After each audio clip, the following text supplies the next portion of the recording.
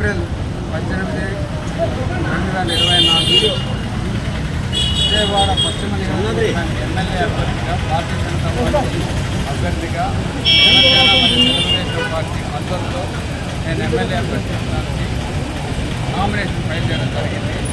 మొత్తం నియోజకవర్గం మొత్తం ప్రజలు బ్రహ్మరథం పట్టారు.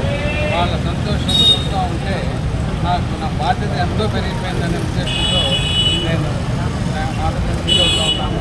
అలాగే గెలిచి నాకు ఈ నియోజకవర్గానికి చేయవలసిన పనులు చాలా ఉన్నాయి. అంటే ఆ నియోజకవర్గం స్వతంత్ర భారతదేశం వచ్చినాక విజయవాడలో స్వతంత్ర పరిస్థితుల్లో ఈ నియోజకవర్గం ఉందంటే డెఫినెట్గా ప్రజాప్రతినిధులు పూర్తిగా దీన్ని వదిలేసినట్లుగా ఉంది. ప్రజల పాపం ఓటేసి గెలిపించారు, కానీ ఏ ఒక్క ప్రజాప్రతినిధి కూడా నియోజకవర్గ అభివృద్ధి కానీ సస్టైనబుల్